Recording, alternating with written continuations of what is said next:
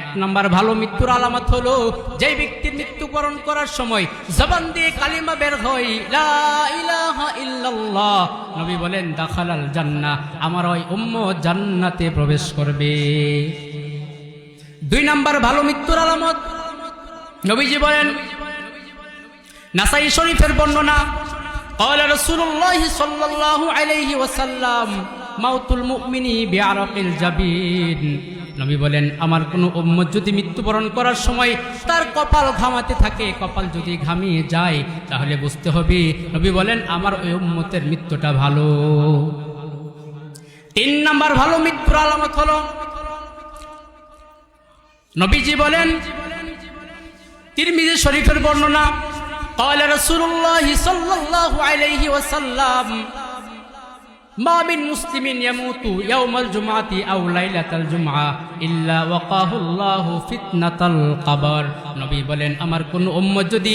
শুক্রবার দিনে অথবা বৃহস্পতিবার রাতে অর্থাৎ শুক্রবার রাতে যদি মারা যায়, নবী বলেন ইল্লা ওয়াকাহুল্লাহু ফিতনাতাল কবর, আল্লাহ তাআলা আমার ওই উম্মতকে কবরের আযাব থেকে মুক্তি দান করবেন। তিন নম্বর ভালো মৃত্যুর আলামত হলো শুক্রবারে মারা যাওয়া বা শুক্রবার রাতে মারা যাওয়া।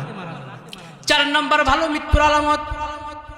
সহিহ মুসলিম শরীফের বর্ণনা, ক্বালা রাসূলুল্লাহ সাল্লাল্লাহু আলাইহি ওয়াসাল্লাম মান কুতিলা ফি সাবিলিল্লাহি ফাহুয়া শাহীদ, নবী বলেন যে ব্যক্তি আল্লাহর রাস্তায় যুদ্ধ করতে গিয়ে যদি মারা যায়, নবী বলেন আমার ওই উম্মতকে আল্লাহ তাআলা শাহাদাতের মর্যাদা প্রদান করবেন। নবী বললেন মা তাউদ্দুনা শাহীদা ফীকুম, হে সাহাবায়ে কেরাম তোমরা শহীদ কাকে মনে করো? সাহাবায়ে কেরাম বললেন মান কুতিলা ফি সাবিলিল্লাহি ফাহুয়া শহীদ, যে ব্যক্তি আল্লাহর রাস্তায় মারা যায় শহীদ হয় তাকে আমরা শহীদ বলি। নবী বললেন না না না, ইন্না শুহাদা উম্মতি ইদাল্লা কলিল, যদি যুদ্ধের ময়দানে গিয়ে মারা গেলে যদি শহীদ হয় তাহলে তো আমার উম্মতের শাহাদাতের সংখ্যা কমে যাবে, শহীদের সংখ্যা কমে যাবে। নবী বললেন না না না, নবী বললেন মান কুতিলা ফি সাবিলিল্লাহি ফাহুয়া শহীদ ওমান মাতা ফিত তাউন ফাহুয়া শহীদ ওমান মাতা ফিল বাতন ফাহুয়া শহীদ, যে ব্যক্তি মহামারীর ব্যাপক আকারে কোনো রোগ যখন সৃষ্টি হয়ে যায়, ওই রোগের কারণে যদি কোনো আমার উম্মত মারা যায়, নবী বলেন আমার ওই উম্মত শাহাদাতের মর্যাদা লাভ করবে। পাঁচ নাম্বার ভালো মৃত্যুর আলামত হলো নবীজি বলেছেন, قال رسول الله صلى الله عليه وسلم صاحب الهدم শহীদ, নবী বললেন যে আমার উম্মত দেয়াল দশে পড়ে মারা যায়, দেয়ালের পাশে দাঁড়ানোর কারণে অথবা কোনো গাছের নিচে দাঁড়ানোর কারণে গাছ থেকে ফল পড়ে যদি মারা যায়, নবী বলেন আমার ওই উম্মতকে আল্লাহ তাআলা শাহাদাতের মর্যাদা প্রদান করবেন। ছয় নম্বর ভালো মৃত্যুর আলামত হলো